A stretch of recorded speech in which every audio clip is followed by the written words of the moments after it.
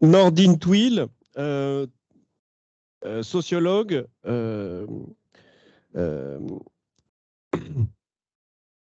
formateur à l'ENSEIS, et puis au comité de rédaction du sociographe, ça a été évoqué tout à l'heure, depuis 2006. Voilà, donc je lui laisse tout de suite la parole. On est un peu en retard et j'en suis navré. Bien, bonjour à toutes et à tous. Bon, j'ai été présenté comme sociologue, mais moi je préfère dire d'abord que je suis grand-père de 5 petits-enfants. Je suis le papa de 4 enfants. Je suis un passionné de musique et accessoirement, je fais un peu de recherche, de l'enseignement et j'interviens auprès des professionnels de l'intervention sociale, du travail social. Et je suis, comment dire, transfilière, c'est-à-dire que j'interviens dans les formations, ça va de la maîtresse de maison, surveillant de nuit, jusqu'au Café Ruisse, DIS, en passant par les éducs, les AS, etc. Voilà. Et je suis ravi et je remercie voilà, de m'avoir invité et puis de m'accueillir ici.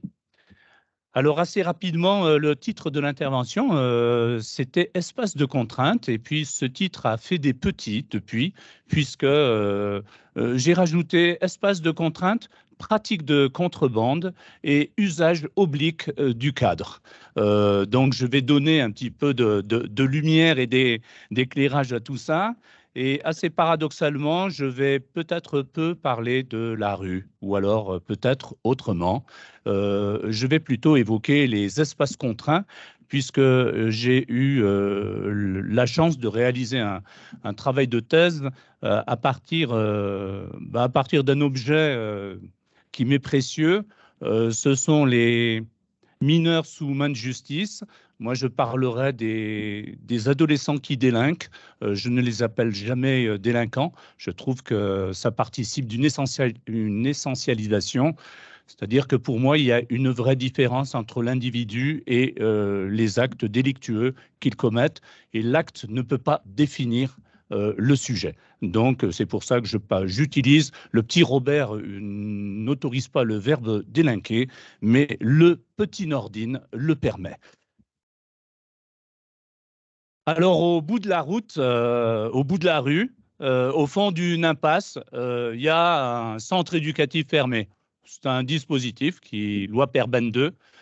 C'est une alternative à l'incarcération. Il y a les centres éducatifs renforcés, centres éducatifs fermés, puis il y a les prisons pour mineurs. Ce sont les 3 dispositions que le droit français donc, a créé pour, entre guillemets, je mets des guillemets de partout, ce type de public.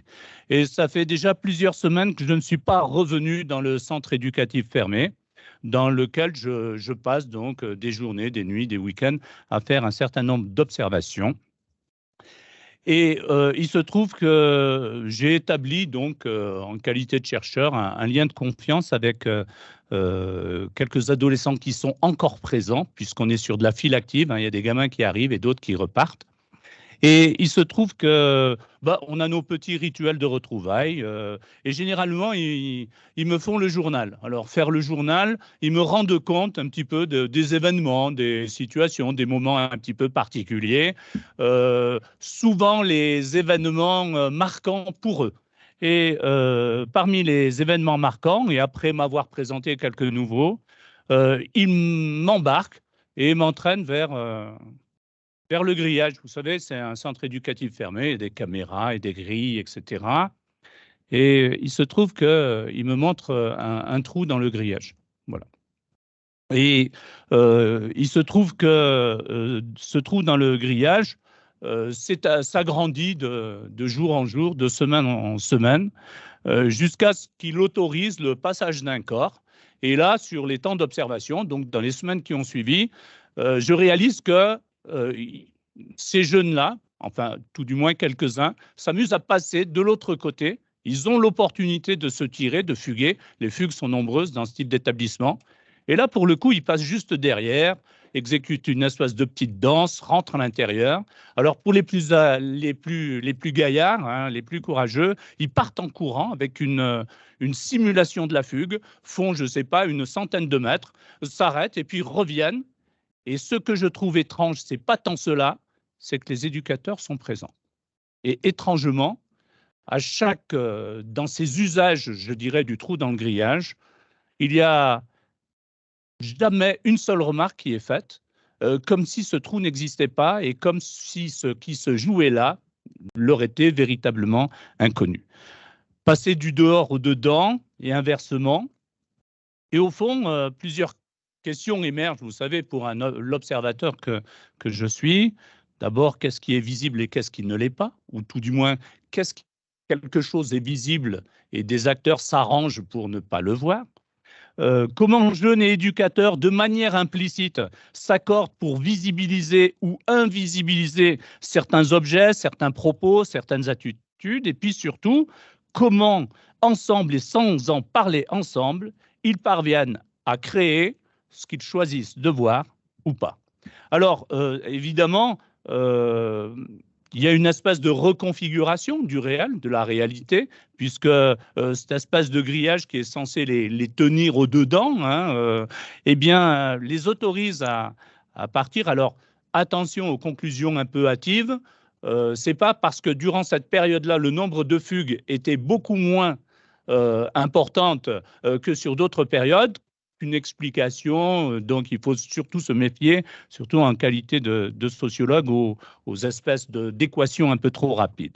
Alors, de manière plus générale, je dirais, s'il fallait une première hypothèse à tout ça, je me dis en moi-même, de quoi est fait cette espèce de langage commun qui est en train de s'écrire, de se créer, et cette présence à l'autre que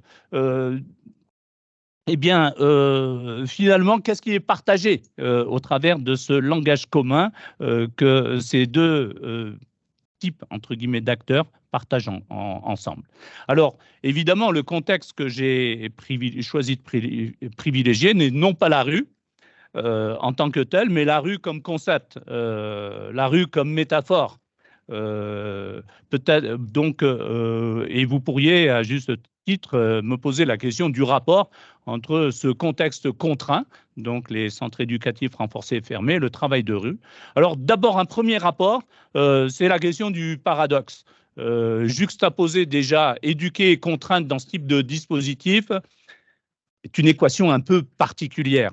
Et je me dis de la même manière, les éducateurs de prévention de rue finalement conjuguent un certain nombre de paradoxes comme cette obligation ou cette nécessité de se rencontrer, de partager, etc., ensemble sur un espace qui est un espace à la fois neutre, mais qui souvent appartient davantage aux acteurs premiers, les jeunes, qu'à eux. Et au fond, comment on travaille sur cette espèce de territoire, d'ailleurs, est-ce que c'en est un, cet espace, dirais-je, sur lequel je vais revenir. Alors, si vous l'acceptez, je vais essayer de vous embarquer, finalement, dans le cadre de cette intervention. Et je vais partir de 4 considérations, déjà contextuelles, sur cette dimension de la rue comme concept, la rue comme frontière, la rue comme espace intervalle, et puis la rue aussi comme espace à la fois d'affrontement, de repli, pardon, ou espace de rencontre. Et pour les introduire, je vais vous embarquer tout de suite dans les rues d'Ouagadougou. Alors, vous savez, Ouaga, c'est une capitale, comme la plupart des capitales africaines, c'est une capitale enfin, c'est une vraie fourmilière. Et il se trouve que je me rends compte qu'il y a des panneaux, comme ici, évidemment. Simplement, ils ne sont pas respectés, même si ici, on ne le respecte pas toujours. Mais là-bas, ils ne sont pas respectés du tout. Et pourtant, il y a des véhicules qui s'arrêtent, des piétons qui traversent, d'autres qui circulent. Et je suis accompagné d'un copain, un instituteur, hein, qui s'appelle Fernand Koutiamba. Et je demande à Fernand, je voulais prendre une petite mobilette, vous savez, pour circuler, c'est beaucoup plus simple à Ouaga. Et je lui dis, Fernand, écoute, c'est quoi les règles de circulation ici? Je voudrais quand même pas mourir, on a parlé de la mort tout seul, il n'y a pas que les jeunes qui ont peur de mourir, les vieux aussi. Et suite à cette question, il prend un air très, très inspiré, comme ça. Ça dure longtemps, hein. Voilà, on sent qu'il réfléchit, hein. Et il me répond par une phrase assez simple. Il me dit, tu sais, Nordine, ici, il n'y a pas de règles, mais il faut bien les connaître. Bon. Alors, j'ai longtemps marché avec dans mon esprit cette recommandation et j'en ai tiré finalement les enseignements suivants. D'abord, sur la question du concept. Certes, nous ne sommes pas dans la rue, nous sommes dans un CEF.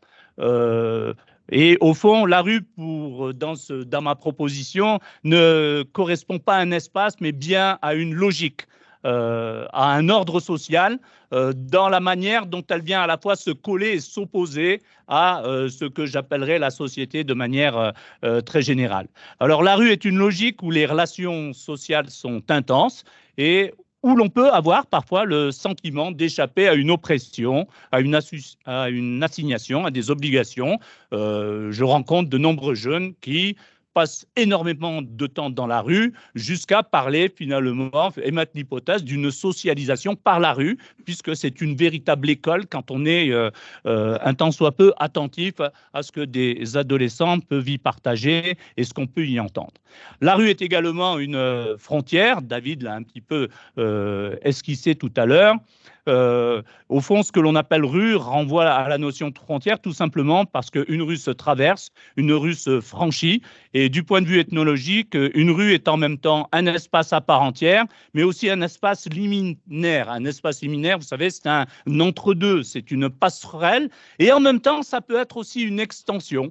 De nombreux jeunes vous diront, tout comme ils vous parleront de la rue immédiate ou du hall d'immeuble, vont considérer ces espaces comme une extension du chez-soi, quoi. Ils sont encore chez eux. C'est un espace qui leur appartient et qui est codifié d'une certaine manière autour de codes, c'est-à-dire que même si les règles, alors ça n'a rien à voir avec le règlement, par exemple, des HLM, ce sont des règles qui sont tacites, qui obéissent à un certain nombre de logiques, de principes, de valeurs aussi. D'ailleurs, il y a des halls et des rues qui sont respectés et d'autres pas. Dans ce que David évoquait à propos de son environnement, il se trouve que moi, j'ai grandi à Firminy, près de Saint-Étienne, dans la Loire. À Firminy, c'est le site européen où Le Corbusier a réalisé enfin, des édifices nombreux, maisons de la culture, églises, maisons d'habitation, etc.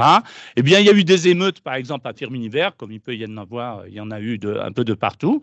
L'église, la maison de la culture, qui est établissement entièrement vitré, n'a jamais été, entre guillemets, attaqué par les jeunes, alors que c'est l'objet le plus simple, finalement, à détériorer. Donc, il y a quelque chose qui lie, finalement, le bâti. Il y a quelque chose de, osons le dire, il y a quelque chose de l'ordre du sensible, de l'affectif. Il y a des choses aussi que des jeunes sont capables de détruire, mais aussi capables de protéger. Et il se trouve qu'on s'intéresse d'ailleurs davantage à ce qu'ils sont capables de détruire et rarement à ce qu'ils protègent et comment et pourquoi ils le protègent. Donc c'est une question qu'on pourra peut-être partager ensemble. La rue est également un espace intervalle. J'emprunte l'expression à une collègue sociologue qui s'appelle Laurence Rouleau-Berger, hein, qui a beaucoup travaillé. Vous avez, l'heure a été citée, Explorer la ville. Il y a un certain nombre d'ouvrages comme ça. Et Laurence Rouleau-Berger, dans son travail sur les espaces intervalles, nous permet aussi de finalement conjuguer, appréhender la rue par un autre prisme, par un autre angle.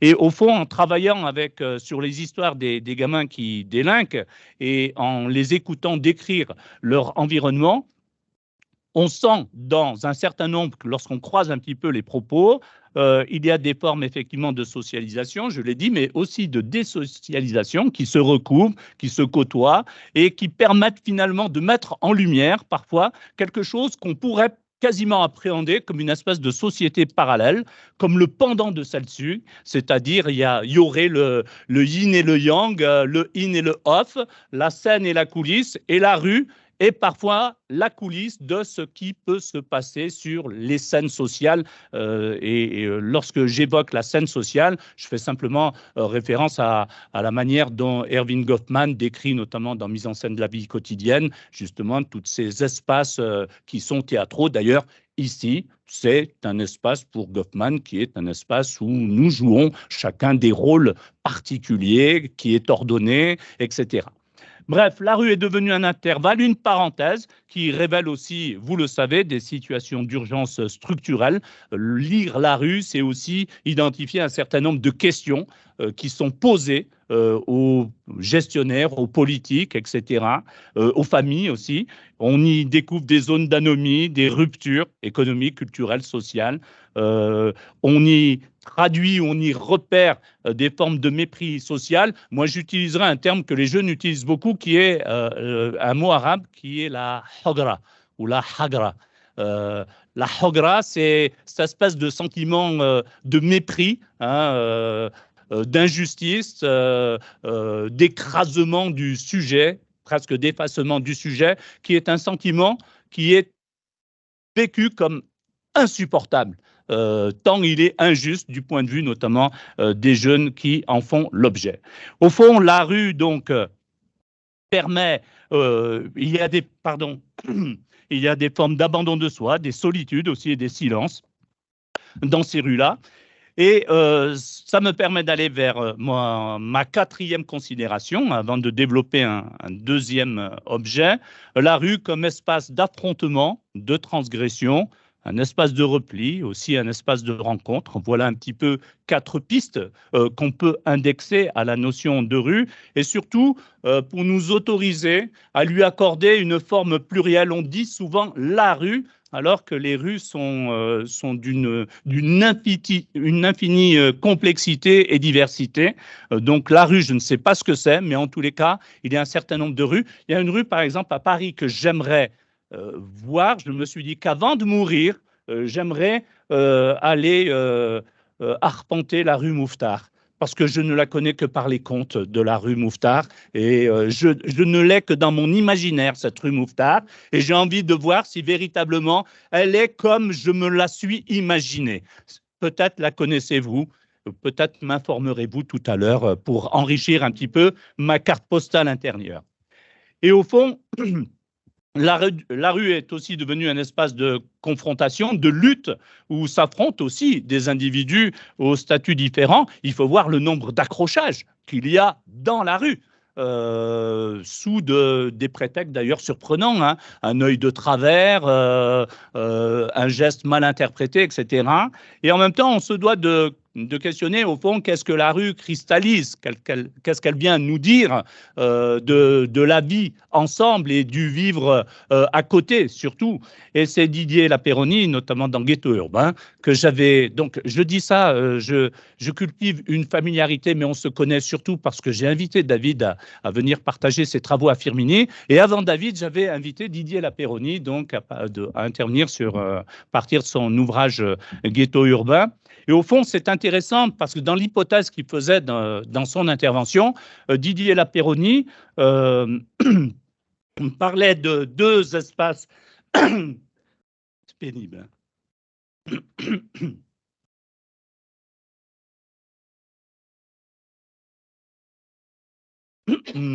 Hein. 2 espaces de repli. Je vais tenter de finir quand même avec ce chat qui ne me lâche pas.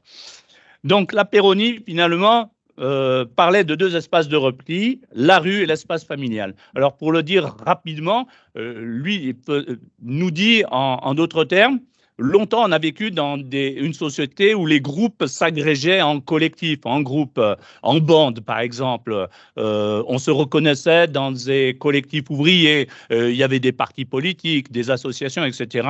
Il y a quelque chose qui s'est agrégé. Et au fond, il y a des choses qui pouvaient s'affronter. Les ouvriers pouvaient affronter les patrons. Il y avait des espèces de rapports comme ça qui permettaient aux individus de se confronter, non pas individuellement, mais par et dans des collectifs. Aujourd'hui, effectivement, dans ce renvoi de finalement l'individu à lui-même, les espaces au fond conflictuels se sont déplacés et se sont déplacés effectivement dans la rue, mais ils se sont également déplacés dans les espaces de famille, puisque on observe un certain nombre de situations parfois extrêmement violentes qui finalement s'expriment dans l'univers familial, faute de pouvoir s'exprimer ailleurs. Alors tout à l'heure a été évoquée la question la question religieuse, hein, et les jeunes.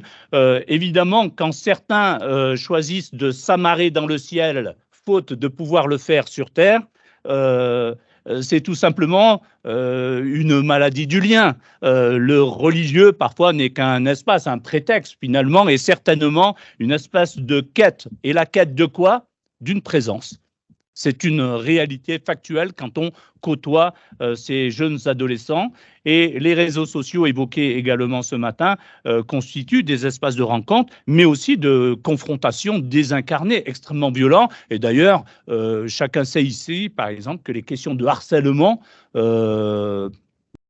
notamment via les réseaux sociaux, révèlent aussi quelque chose de cette espèce de confrontation qui se formalise ici, faute de trouver des espaces ailleurs. Alors, pour clore ces premières considérations, la rue, concept, et non pas comme objet physique, la rue est avant tout ce qui sépare et ce qui relie. Et au fond, sur un autre aspect, il y a une organisation parallèle qu'invisibilise ou visibilise la rue et qui concerne finalement un certain nombre d'individus. Force est de constater que la rue aussi fait apparaître des formes de hiérarchie sociale, des formes de hiérarchie raciale, mais au sens anthropologique du terme, des hiérarchies de genre, des trottoirs réservés plutôt aux mecs ou interdits aux fils. Ce sont aussi des réalités, c'est-à-dire qu'on a aussi, derrière ces espaces supposés ouverts, un certain nombre de contraintes qui pèsent sur certains individus, et les filles et les femmes, par exemple, en sont parfois les victimes, puisqu'elles sont plutôt codifiées et masculinisées. Donc, finalement, la rue est un espace de légitimation, la rue est une épreuve. Il faut y affronter les regards, les croyances, etc., les représentations.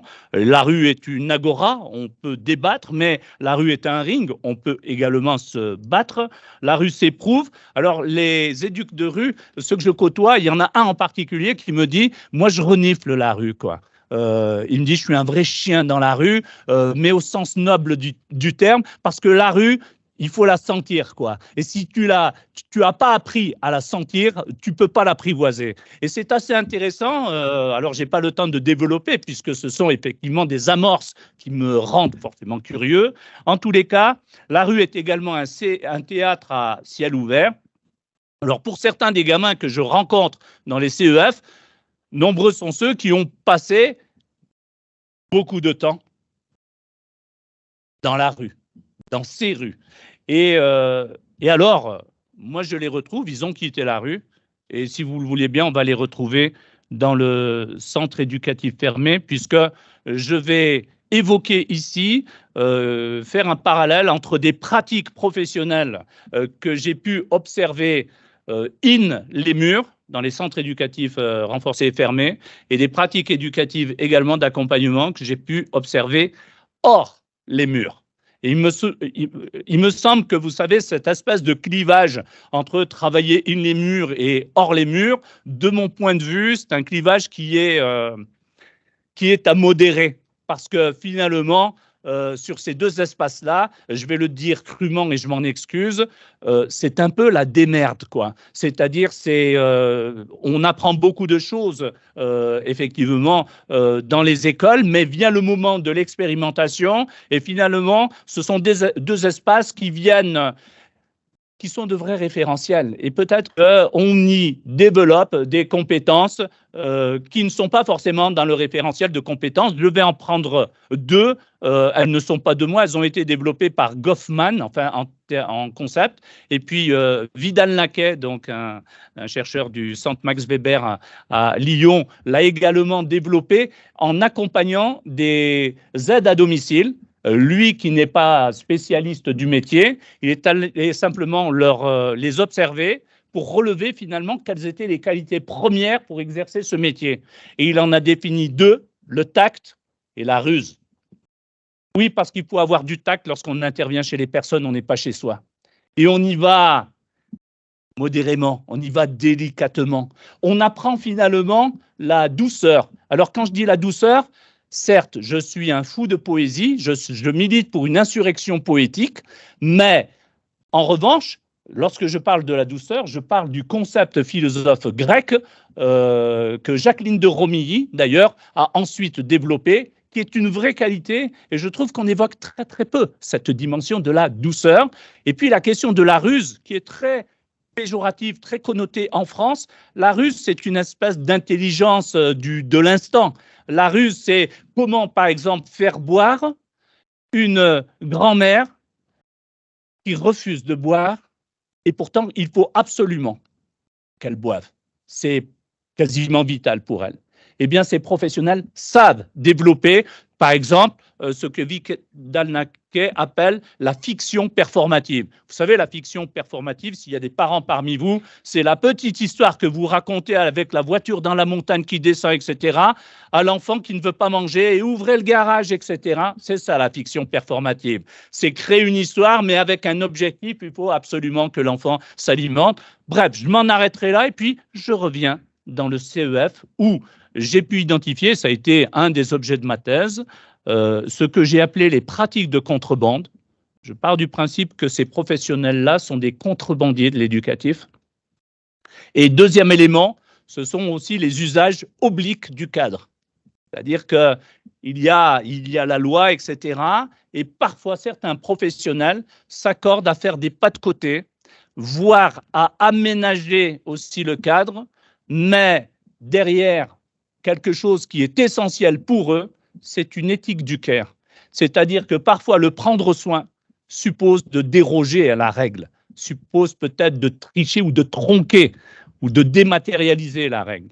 Et je vais vous le raconter à travers une situation. Allez, c'est un matin, on est en activité jardinage, on est dans le centre éducatif fermé, les gamins n'ont pas envie, mais je remarque qu'un des adolescents a mis des bottes pointure 46-47, donc des bottes immenses, lui qui est de petite taille. L'éducateur lui dit « tu n'en as pas trouvé à ta taille ». Le gamin répond « j'aime être à l'aise dans mes pompes ». Donc, bref. Et l'éducateur me chuchote, me dit il va se tirer ce matin. Et je lui dis « tu fais quelque chose ?» Il me dit « oui, rien ». Parce que rien, c'est faire. Et la matinée avance, puis soudainement, on voit le gamin qui court vers les grilles. Kader par derrière, c'est un grand sportif, Kader. Mais je me rends compte que sa course est retenue. Vous savez, il joue quelque chose il court à fond, mais au ralenti. Voilà, c'est un peu ça. Je ne sais pas comment, si vous avez l'image.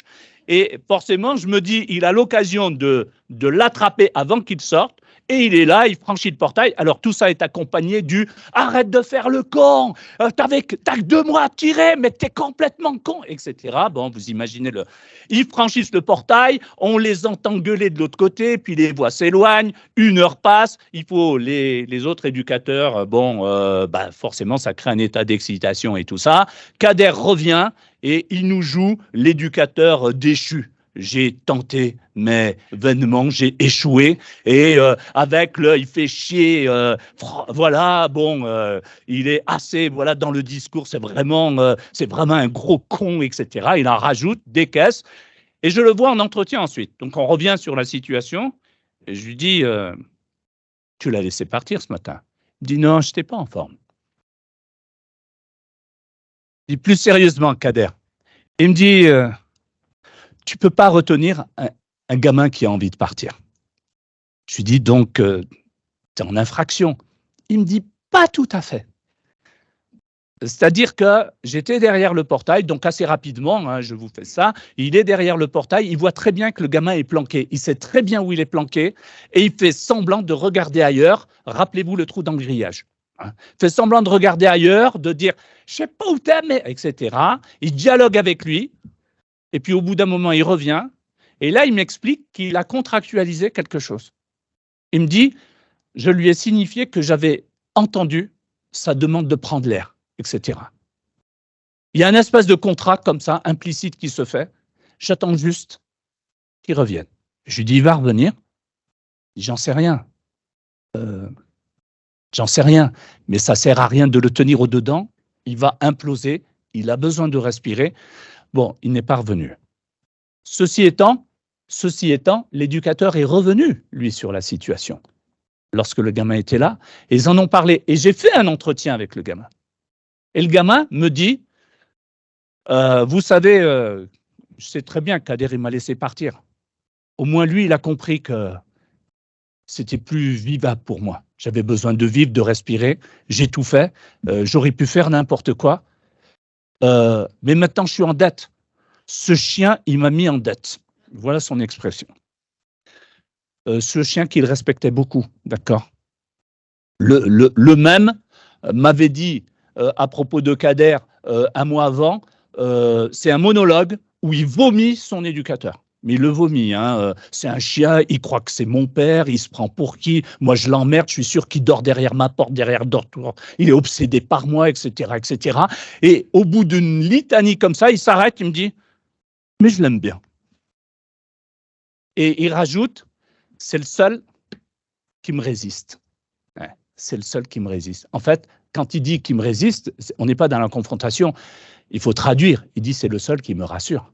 Avec lui, je sais où il est, quoi. Je sais. Et j'ai besoin de lui pour savoir où je suis. Et effectivement, c'est simplement pour vous dire que derrière, alors je participe de la même démarche que David, beaucoup de travail, beaucoup d'observations participantes, etc., beaucoup de temps passé sur le terrain, croiser des observations et des entretiens, garder aussi en retenue les conclusions ou les hypothèses hâtives, y revenir plusieurs fois, se méfier de la, je dirais, du one shot, quoi. Il faut croiser les situations, c'est un petit peu dans la répétition, etc., qu'on peut formuler un certain nombre d'hypothèses. Aussi, ce que j'observe, je vais le dire rapidement, mais je vais juste m'informer sur le temps qui me reste pour savoir si j'ai encore quelques histoires à partager avec vous. 5 minutes. Il n'y aura pas d'histoire. Alors, très schématiquement, les petits deals, parce que la culture du dehors se retrouve dedans sous d'autres formes.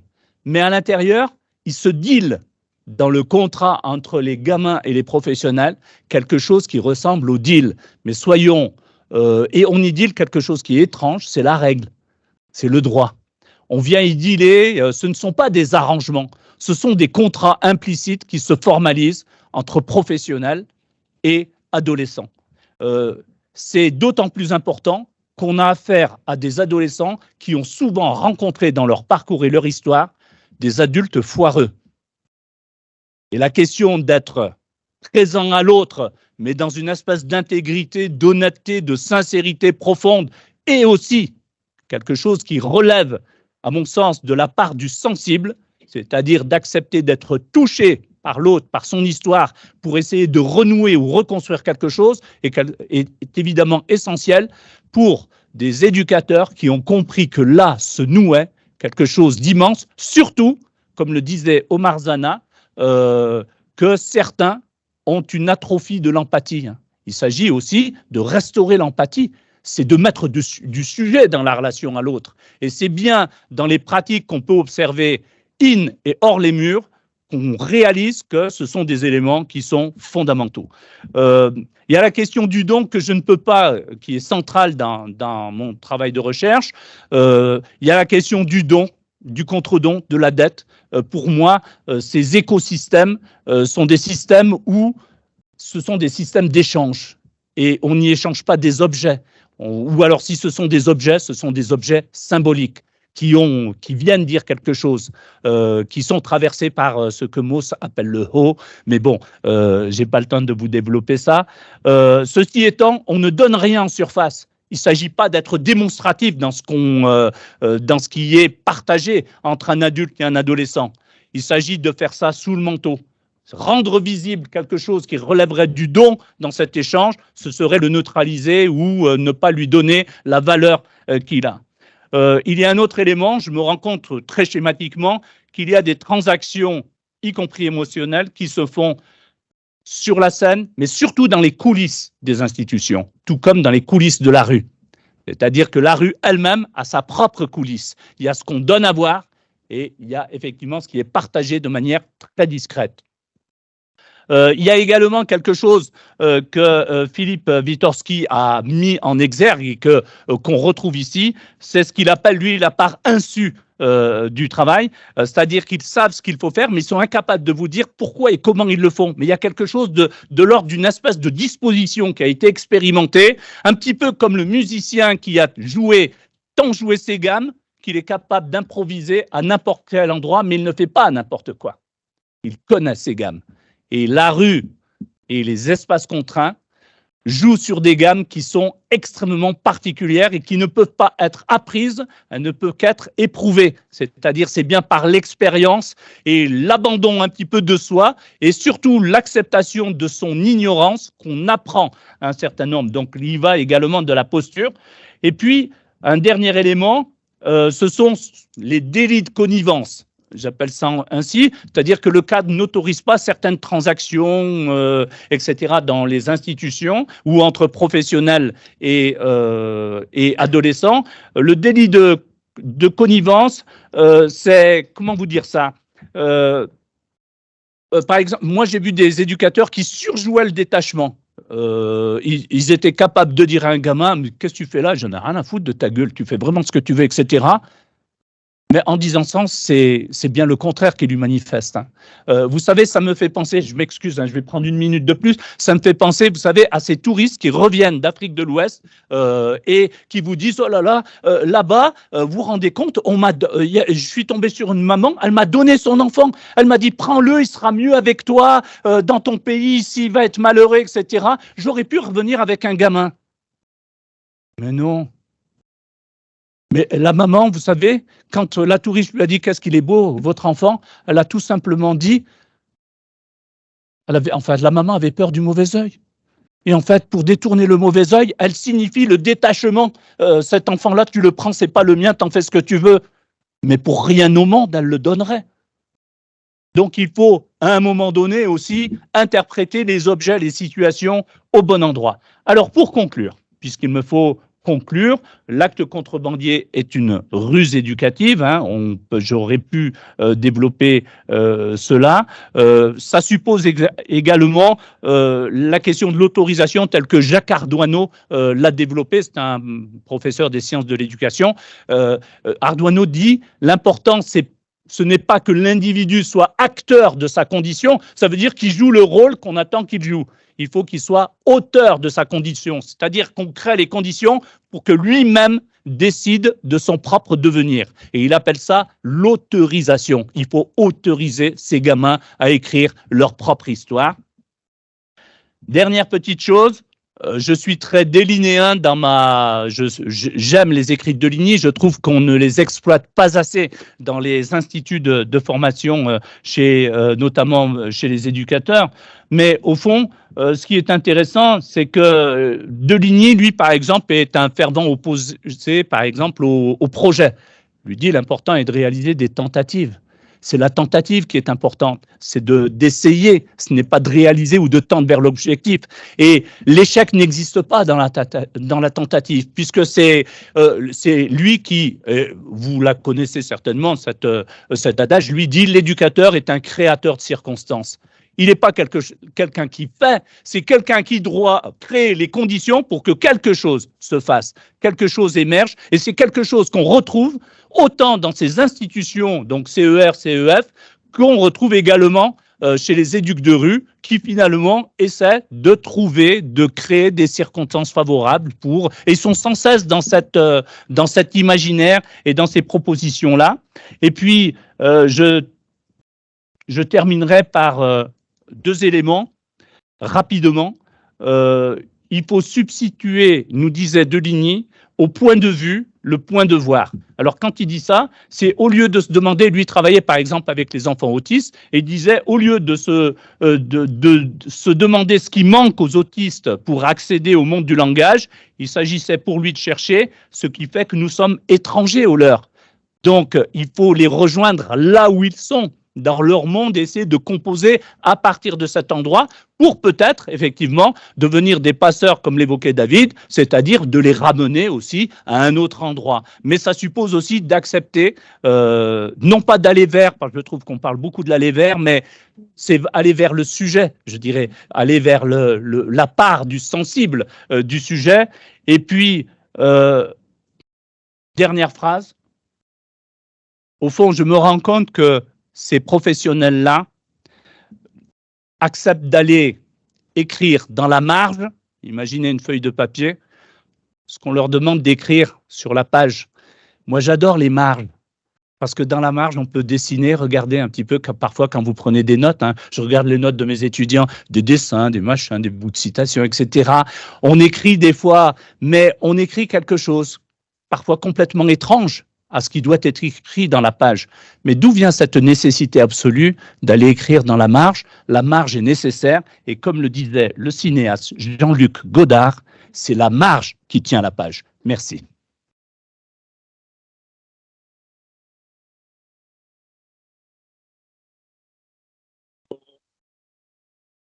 Ouais, sur des questions d'écriture, écrire dans la marge, c'est rester dans la page. Au début de votre propos, je me suis un peu hâté à voir dans ce trou du grillage et le fait que les éducateurs semblaient ne pas le voir. Ça m'a fait penser au rêve de Freud où il dit il fait un jeu sur fermer un œil ou fermer les yeux. Et il y a tout un enjeu de la métisse, de l'intelligence, de la ruse, à savoir quel œil on va fermer pour laisser passer ou empêcher le passage par le trou. Bon, voilà, une remarque comme ça. On n'a pas beaucoup de temps, donc je laisse tout de suite la parole à la salle, aux salles. Une question, une remarque? Tenter de créer les conditions pour que quelque chose se dise ou se partage.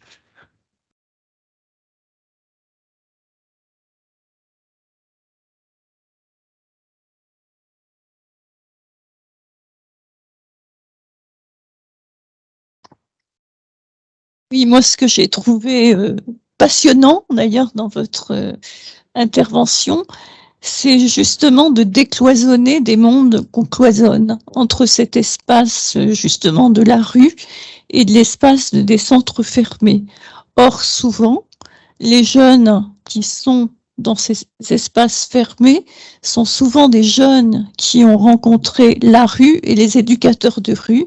Et je trouve que justement ce passage et ce que vous avez dit sur le tact et la ruse me semble très important dans les stratégies à mettre en œuvre et puis dans aussi la créativité, parce que je pense que c'est aussi se donner aussi ces moyens de penser justement la place de l'autre et de la place de ces jeunes. Moi, en tout cas, je vous remercie parce que ça m'a fait repenser à beaucoup d'exemples justement sur les stratégies et montrer que c'est quand même toujours une nécessaire réflexion que de faire ce travail et d'inventer au regard des situations qui sont rencontrées quotidiennement et qui parfois sont difficiles et qu'on ne sait pas comment faire. Mais vraiment merci à vous.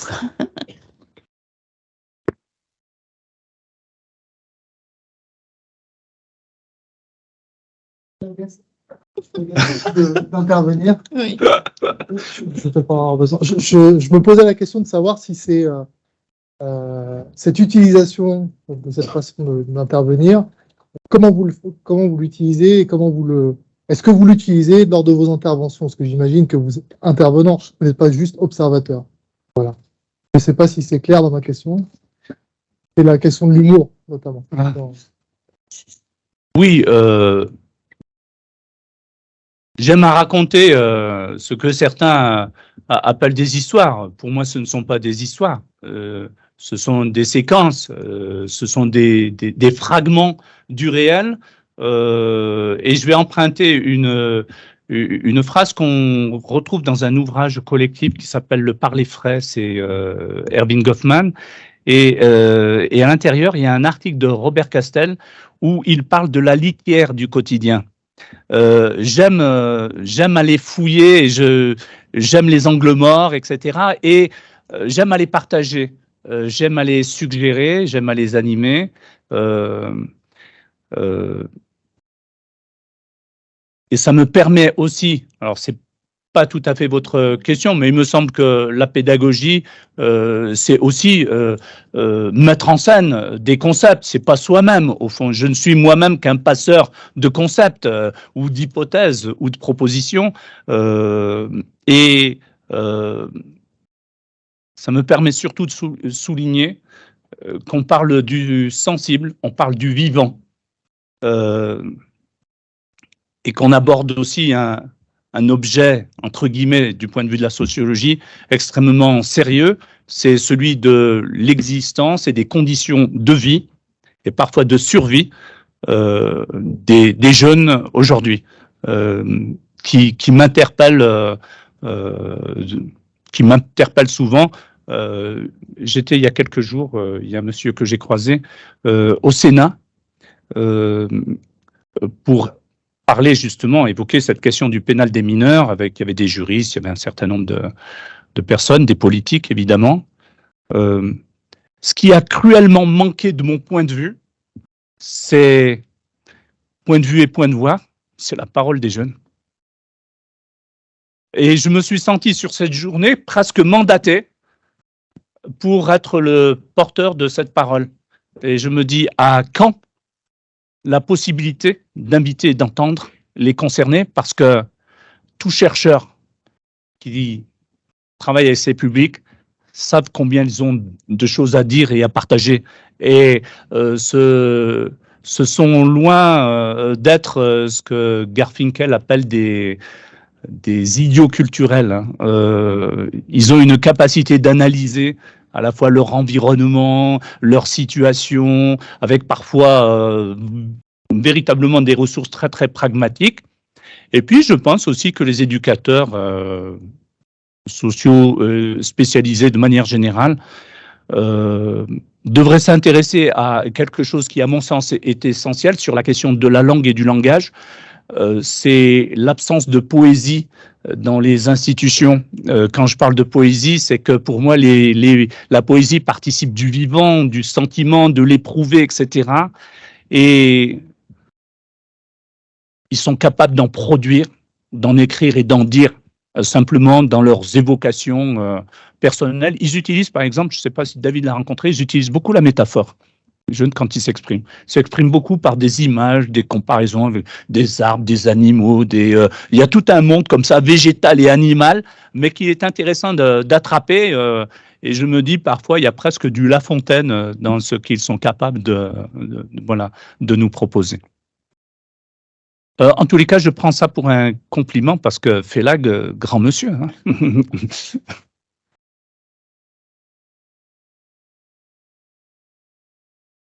Merci à vous. Juste une remarque sur le fait que l'entretien d'explicitation permet d'accrocher un peu quelque chose de la nécessité, enfin de l'invisible que vous avez évoqué. C'est vrai. Dans ce retour, alors tu l'as laissé partir. Oui.